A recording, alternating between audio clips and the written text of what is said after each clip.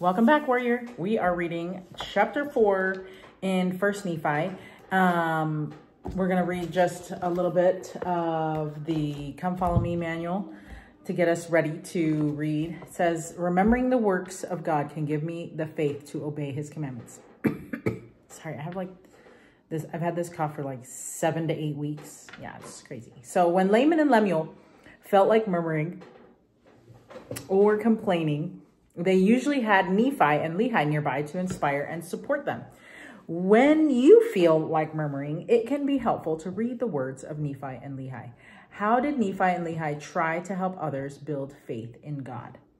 Okay, I think that's awesome. And then that's like definitely a good question to think about while we're reading this chapter. What do you learn that can help you when you are tempted to murmur or complain? Let's do that.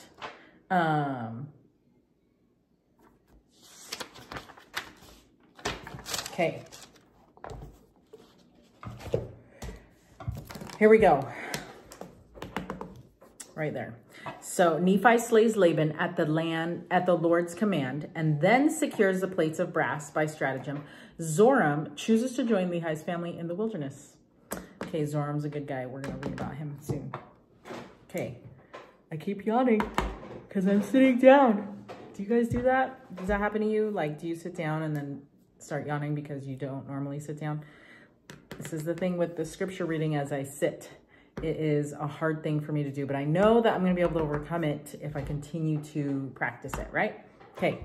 Anyways, and it came to pass that I spake unto my brethren, saying, let us go up again unto Jerusalem, and let us be faithful in keeping the commandments of the Lord. For behold, he is mightier than all the earth. Then why not mightier than Laban and his 50, yea, or even than his tens of thousands? Therefore, let us go up, let us be strong like unto Moses, for he truly spake unto the waters of the Red Sea, and they divided hither and thither. And our fathers came through out of captivity on dry ground, and the armies of Pharaoh did follow and were drowned in the waters of the Red Sea. Now behold, ye know that this is true. And ye also know that an angel hath spoken unto you. Wherefore can ye doubt? Let us go up. Let us go up. The Lord is able to deliver us, even as our fathers, and to destroy Laban, even as the Egyptians. So much faith. I love Nephi. Now, when I had spoken these words, they were yet wroth, and did still continue to murmur. Nevertheless, they did follow me up until we came without the walls of Jerusalem. So that just means like outside the walls. And it was night, and I caused that they should hide themselves without the walls. And after they had hid themselves, I, Nephi, crept into the city and went forth towards the house of Laban. And I was led by the Spirit, not knowing beforehand the things which I should do. How many times do we do that? Where we know that the Spirit is telling us to do something and we don't know how to do it, but we're like, okay, we're going to go for it. And I love that Nephi shows that example here, because it's important to know that even awesome people in the scriptures have the same experiences that we do these days. Okay, nevertheless, I went forth, and as I came near unto the house of Laban, I beheld a man, and he had fallen to the earth before me, for he was drunken with wine. And when I came, I could just imagine. I'm telling you. And when I came to him, I found that it was Laban. And I beheld his sword, and I drew it forth from the sheath thereof. And the hilt thereof was of pure gold, and the workmanship thereof was exceedingly fine. And I saw that the blade thereof was of the most precious steel. And it came to pass that I was constrained by the Spirit that I should kill Laban. But I said in my heart, never at any time have I shed the blood of a man, and I shrunk and would that I might not slay him. Okay, so this is our third attempt in getting the plates, right? And the angel had to come and kind of help them. And then kind of along with how did Nephi and Lehi try to help others build faith in God? We noticed that something that they did was that that Nephi did anyway, was that he was trying to remind his brothers all the things that the Lord had done. So he was giving him data. He was giving them data, reminding them like, hey, remember this? And that helps kind of pull you out of like that discouragement, that despair, that the adversary is going to try to tempt us with. And so I think it's important to have people like Nephi around to help remind us when we're in the fog and we can't see straight, that it helps to know that there's someone who can see straight that can help bring us out of that and be like, okay, yeah, let's keep going. Let's do this thing, you know? And it's not that we are evil, but it's that we are being tempted by a spirit who is evil. And the adversary is always going to be there trying to ruin whatever it is that we're doing. And especially when it's something that's good or something that the Lord has asked us to do. So, so get people that are encouraging. I love, so something that, and I'm sorry, now I'm like taking up like time right here, but something that kind of comes to mind about being reminded of those good times or of those faith building moments is after D-Day or after you have experienced that kind of like a betrayal, and you're going through this betrayal trauma, you're going to be feeling all of these feelings and it's really chaotic. Like you cannot sort them out. That it's so crazy. So I know what that is like. But the thing that has helped me the most was to detach myself from, how do I explain it? Like give myself space from the situation to be able to make good choices. Because when you are in the middle of everything, of all those feelings, of all those thoughts, of all the like discouragement and the lies that Satan is telling us, it is hard to make wise choices in that space.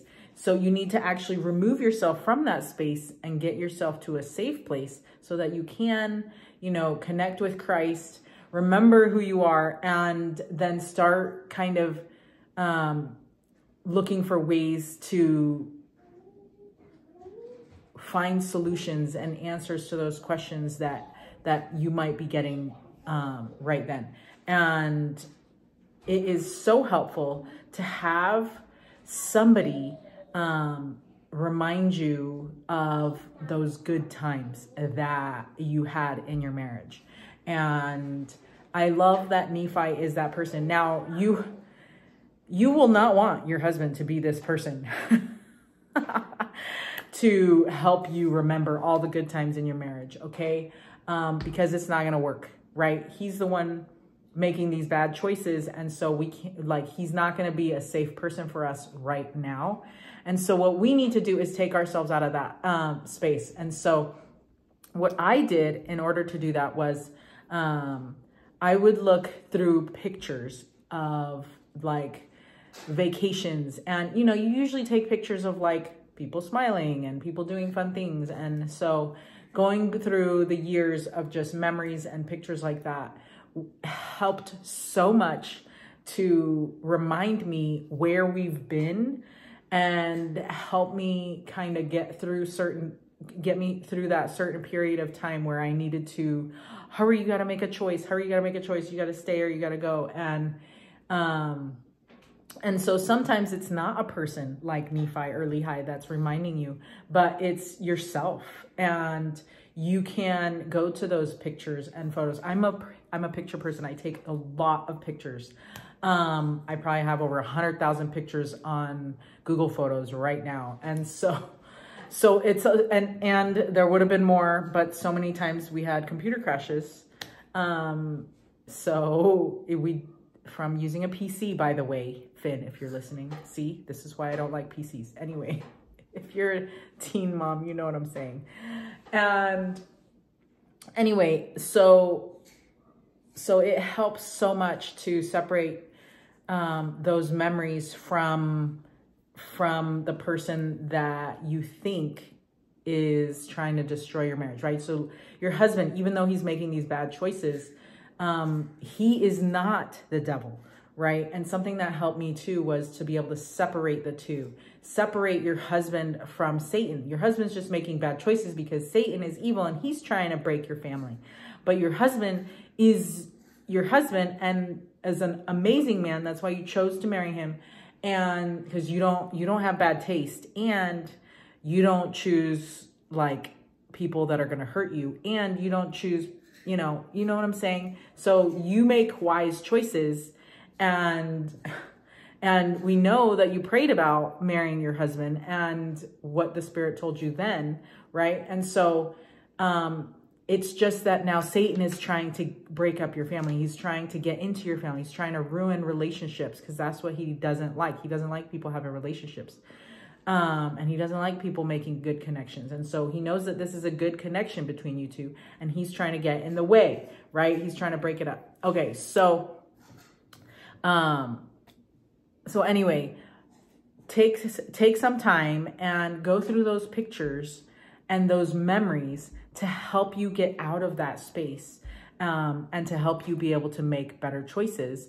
Because and of course, words of prophets and apostles help too. And I remember so many times going to conference talks and looking up marriage and looking up all these things. And I remember one of the quotes that I read that has stuck with me from President Monson has love, or what is it? Choose your love and love your choice, right? Because sometimes we don't love the choice we made, but let me tell you, everybody's different, but everybody's going to make mistakes. So it just depends on what kind of mistakes you want to deal with. You know what I mean?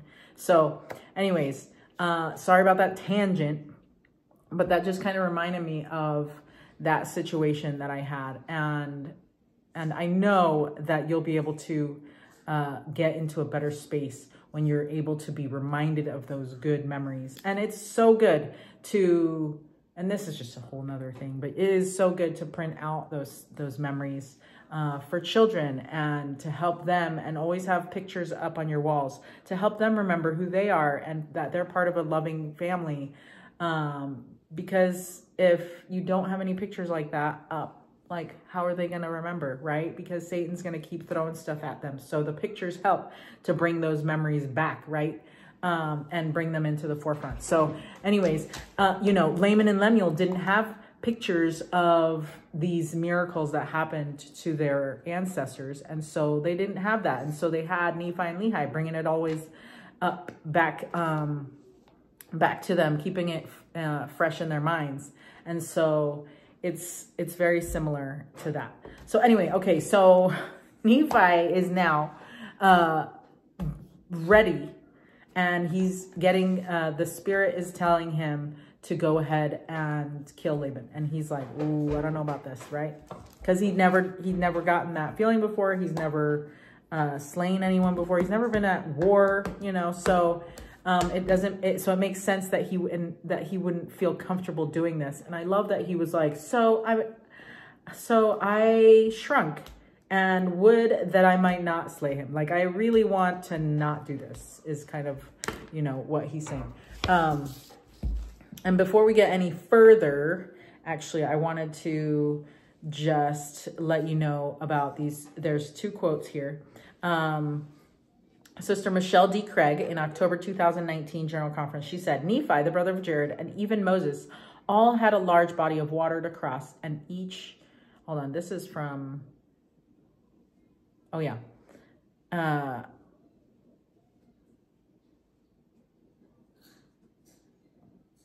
sorry. I was like, why are we reading this right now? Because this is in Nephi 18, but it's fine. We'll read it because the redheaded hostess plugged it in here. So there's got to be a really good reason for it. So anyway,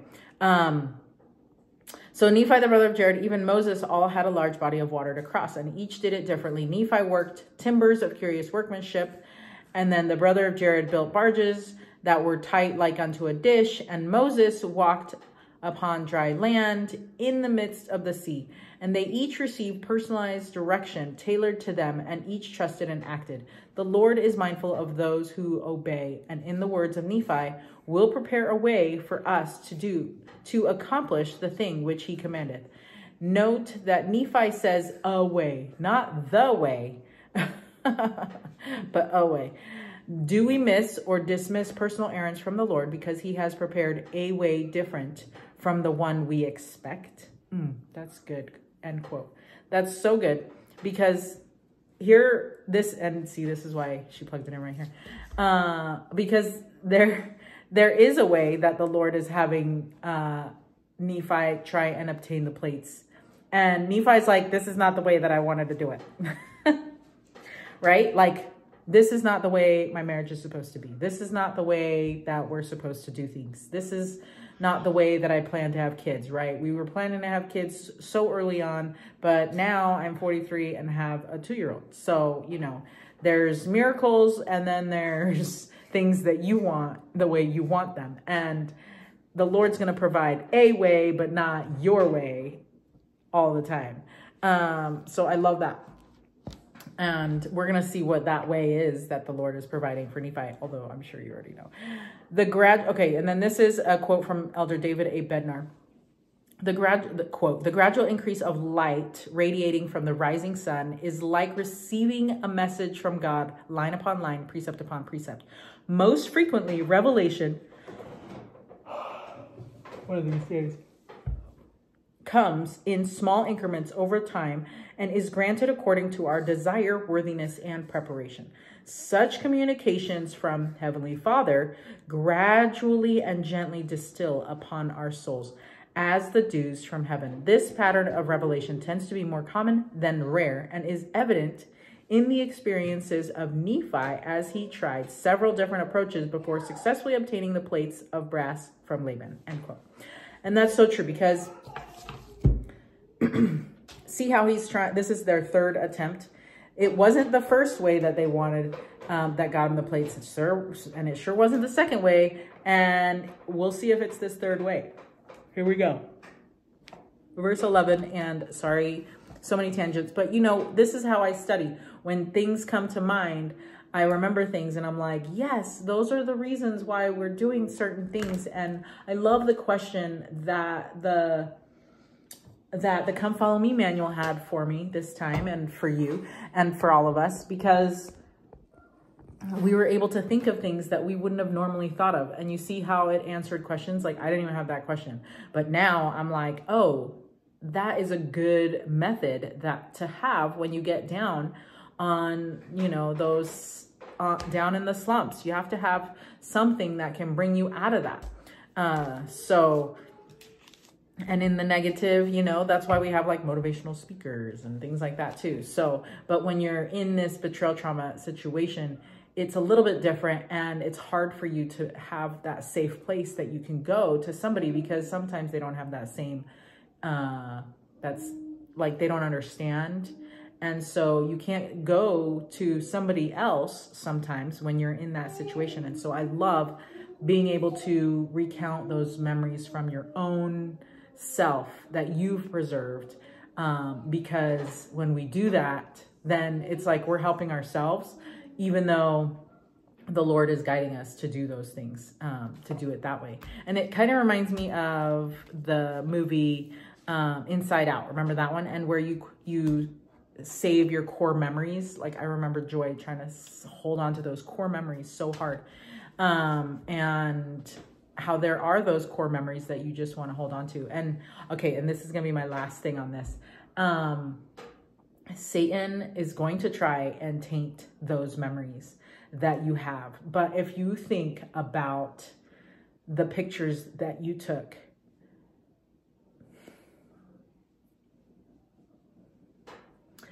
try and remind yourself that you were taking those pictures and you were present, and your spouse was present, and if they were family trips or whatever, and your kids were present.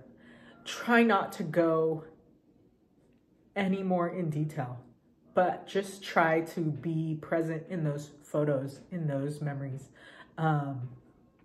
Because I'm just going to throw this out there. What my husband did outside of those pictures, honestly, yeah, it maybe matters, but it doesn't matter, right?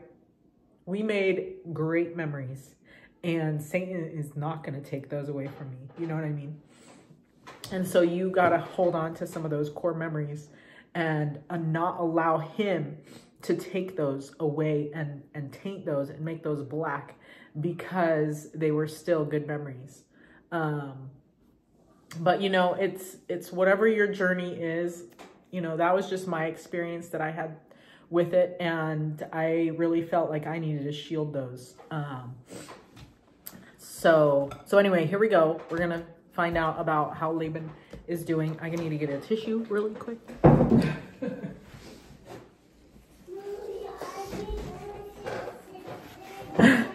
I'm not quite done yet. We're going to go to grandma's after this. So she's very excited.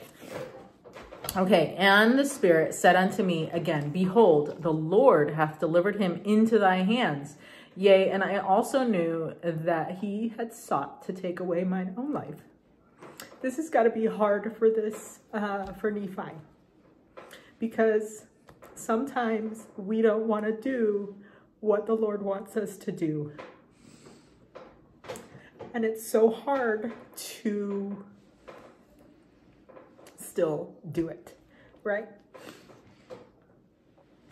Yea, and he would not hearken unto the commandments of the Lord, and he also had taken away our property. So he's trying to realize, like, he's never going to give those things to us, but the Lord commanded us to, you know, he's never going to give us those plates, but the Lord commanded us to take them. How is this going to be possible? This is, maybe the Lord is right, that this is the only way that it's going to happen. Right? Sometimes we got to get to the point where we're like, okay, this is the only way. Fine, I will do this, right? And it came to pass that the Spirit said unto me again, slay him, for the Lord hath delivered him into thy hands. Behold, the Lord slayeth the wicked to bring forth his righteous purposes. It is better that one man should perish than that a nation should dwindle and perish in unbelief. And now, when I, Nephi, had heard these words, I remembered the words of the Lord, which he spake unto me in the wilderness, saying that inasmuch as thy seed shall keep my commandments, they shall prosper in the land of promise. Yea, and I also thought that they could not keep the commandments of the Lord according to the law of Moses, save they should have the law. And I also knew that the law was engraven upon the plates of brass. And how is he going to keep those? You know, how are other people going to learn if he doesn't get it, right? And again, I knew that the Lord had delivered Laban into my hands for this cause, that I might obtain the records according to his commandments. Therefore, I did obey the voice of the Spirit and took Laban by the hair of the head, and I smote off his head with his own sword. Oh, man. And after I had smitten off his head with his own sword, I took the garments of Laban and put them upon mine own body, yea, even every whit. And I did gird on his armor about my loins. Oh, man. And okay, so just like another background, that Nephi is actually writing this from memory years later. So this is not him writing in his journal like right after this happened. This is like years down the road. So I think he did a great job in explaining like his feelings and how he really didn't want to do it. But I bet had he wrote it like right after it happened, it would have been even more detailed of like how much he really didn't want to do it. But then he still did it because he knew that he had so many promises from the Lord and that he wanted to be obedient, right? Okay, and after I had done this, I went forth unto the treasury of Laban, and as I went forth towards the treasury of Laban, behold, I saw the servant of Laban, who had the keys of the treasury. And I commanded him in the voice of Laban that he should go with me into the treasury. Now, you know, sometimes you can imitate people's voices, right? It's kind of easy depending on, you know, if it's just deep or not. But what if they have like an accent? Like, oh man, I know that the Lord had to have helped him kind of disguise his voice a little bit on this one. And he supposed me to be his master Laban, for he beheld the garments and also the sword girded about my loins. So it definitely helped that he would look like Laban in attire, right? And he spake unto me. Well, and something that I always thought was kind of interesting was like, how did he cut his head off, take off all his clothes, and his clothes weren't like covered in blood? I don't know. Like, that's just like, how did he figure that out? He didn't go into detail. But that was just some weird thing that I was like, how's he wearing his clothes, but it's not all bloody and stuff? So I don't know. He probably thought of something. The Lord probably told him how to do it, or I'm sure the Lord helped him there too. So, you know, if he can see an angel, maybe the angel came and helped, but he didn't go into detail because I don't think that's the point of it. It's not, here, let me teach you how to cut somebody's head off. That's not 101 from Nephi, you know, that's not what he's trying to do here. Anyway, and he spake unto me concerning the elders of the Jews, he knowing that his master Laban had been out by night among them. And I spake unto him as if it had been Laban. And I also spake unto him that I should carry the engravings which were upon the plates of brass to my elder brethren who were without the walls. And I also bade him that he should follow me. I think it helped that they met with Laban beforehand so they could kind of get, like a refresher of like how he acted and his mannerisms and things. Maybe that helped. You know, sometimes you try to imitate your like friends or siblings or something, and sometimes it comes out like really awesome and you're like, whoa, that was spot on. It's probably something like that. And he, supposing that I spake of the brethren of the church, and that I was truly that Laban whom I had slain, wherefore he did follow me. And he spake unto me many times concerning the elders of the Jews, as I went forth unto my brethren who were without the walls. Good. He probably asked him like some questions, and then he just kind of let him do all the talking. Good plan. And it came to pass that when Laman saw me, he was exceedingly frightened. Why? Because he totally looked like Laban. And also Lemuel and Sam, and they fled from before my presence. Could you just imagine? Laban's coming. All right. Everyone's booking it. For they supposed it was Laban, and that he had slain me and had sought to take away their lives also. I'm so sorry. Okay. It's one of those weaknesses that I have. Okay. And it came to pass that I called after them, and they did hear me. Wherefore they did cease to flee from my presence. And it came to pass that when the servant of Laban beheld my brethren, he began to tremble, and was about to flee from before me, and returned to the city of Jerusalem. And now I, Nephi, being a man large in stature, and also having received much strength of the Lord, therefore I did seize upon the servant of Laban. Can you just imagine him like, whoo, like pulling him by his robe? And he held him that he should not flee. And it came to pass that I spake with him, that if he would hearken unto my words, as the Lord liveth, and as I live, even so, that if he would hearken unto our words, we would spare his life. Excuse. And I spake unto him even with an oath, that he need not fear, that he should be a free man like unto us, if he would go down in the wilderness with us. Now, it's crazy to think that like somebody without a family, somebody that didn't have like hardly any responsibilities except like working for the king, was able to do this. Like they don't really, you know, how did they know this was like the right man that needed to follow Nephi out the doors, right? And I also spake unto him, saying, surely the Lord hath commanded us to do this thing, and shall we not be diligent in keeping the commandments of the Lord? Therefore, if thou wilt go down into the wilderness to my father, thou shalt have place with us. Oh, sorry, I missed a verse. I'm like, what? Okay, so that they would spare his life. Okay, verse 33. And I spake unto him, even with an oath, that he need not fear, that he should be a free man like unto us, if he would go down to the wilderness with us. All right, I think, anyways, at least we read it twice. I tell you, I forget these things. And it came to pass, so it's so normal, okay? ADHD is for real. And verse 35, and it came to pass that Zoram did take courage at the words which I spake. Now Zoram was the name of the servant, and he promised that he would go down into the wilderness unto our father. Yea, and he also made an oath unto us that he would tarry with us from that time forth. So he's just like left, like, how did that work out? You know, that sounds awesome.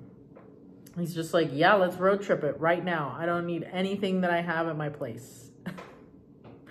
That's the only place that I'm like, wait, I want more details about Zoram. Give me a little bit more info about Zoram. How, you know, what kind of guy was Zoram? I mean, I feel like he was like a good guy, but I want to know like What kind of stuff did he leave behind? He was, you know, a king's helper, so the servant of a king. So he probably had like a lot of fancy things. Why wouldn't he have wanted to take those, right? Like, I don't know.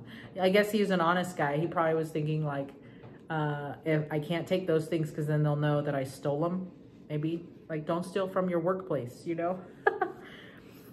Seems like he's an honest guy. Okay, so verse 36, now we were desirous that he should tarry with us for this cause, that the Jews might not know concerning our flight into the wilderness, lest they should pursue us and destroy us. Okay, so that's why he couldn't go back, because he was told, like, you can't go back. They're going to know that it's us, and then they're going to want to follow us, and we can't have that. Because so far, the only person that they've come in contact with is Zoram and King Laban. So, and King Laban's dead, and Zoram can go with him. So, and it came to pass that when Zoram had made an oath unto us, our fears did cease concerning him. So we're just going to trust this guy? Okay, sounds good. They were very trusting, these guys. And it came to pass that we took the plates of brass and the servant of Laban and departed into the wilderness. Oh, excuse me. And journeyed unto the tent of our father. Okay, that's it. That is all that for chapter 4. I thought that was fantastic. And then I was going to read one more quote from Elder Dale G. Renland. Okay, he says, some might point out that Nephi violated the commandment when he slew Laban. However, this exception does not negate the rule that personal revelation will be in harmony with God's commandments. No simple explanation of this episode is completely satisfactory, but let me highlight some aspects. The episode did not begin with Nephi asking if he could slay Laban. It was not something he wanted to do. Killing Laban was not for Nephi's personal benefit, but to provide scriptures to a future nation and us, and a covenant people. And Nephi was sure that it was revelation. In fact, in this case, it was a commandment from God. End of quote. Love that. Thank you for pointing that out. Actually, I'm going to read one more quote if that's okay. Totally end it if you don't want to hear the quote. But this is from Hugh Nibley, Teachings of the Book of Mormon, Lecture 6. Quote, who was Laban? He was military governor of Jerusalem. We are told they were out by night. Remember, in secret council with the elders. I guess they're called the Sarim. And he was in his ceremonial armor when he met with them. Laman and Lemuel said he's in charge of 50 men in the city and 10,000 men in the field. He was in charge of the city police. He was the governor of the city, and the records were kept at his house. They were family records, and he was related to Lehi. That was where they knew they could get their records, because they were kept in the house of Laban, the military governor. Not a likely place to keep the genealogy of the people, but that's where it was. It was the same thing in Lachish. In a time of alarm, they were put there for safekeeping. That was the safest place to keep them. And sure enough, we learned from the Cooper's scroll that when Jerusalem was threatened, they took all the documents they could and hid them in various places around the city. They were quick to get them to a safe place. That's what happened. That's probably why the brass plates and all the genealogy were being held under guard, kept under lock and key by Laban. Okay, so he's a military governor. Why did I think he was king? Maybe he is king. Anyways, I guess it's irrelevant. But I think it's awesome to see how the Lord kept those plates safe, but also, sadly, that guy wasn't needed anymore to keep them safe, and so he had to go. Anyway, so Nephi sought out Laban's servant who held the keys to the treasury, which would have been a trustworthy and noble servant. Laban wouldn't have trusted these keys to any man, and also this servant was informed and knew of Laban's meeting with the Jews. This servant then opened the treasury and gave the plates to Nephi. So So isn't that amazing? Like, I guess he really was a good guy because Laban totally trusted him. Now I need to look up if Laban was a king because I feel so bad. I hate it, but I can't look it up because I'm over here and you're over there and my phone is right there. So I promise he's like a king. See what happens? Sometimes you get on this tangent, and yeah, I guess they never really say King Laban. I'm trying to look at the like. Anyways, I'll have to get back to you on it. If you know, put it in the comments. Oh man, seriously. This is why I read scriptures, because I don't know enough about them, and I learn something every time. So it's great. And our read it, live it for today is Lehi's sons give up their family's gold, silver, and precious things in an effort to obtain the plates. Sacrifice something today to make room for scripture. Well, I'm sure you've sacrificed something today since this is taking a long time. Anyways, thanks for being here. You're amazing, and for connecting with Christ. Stay strong, warrior.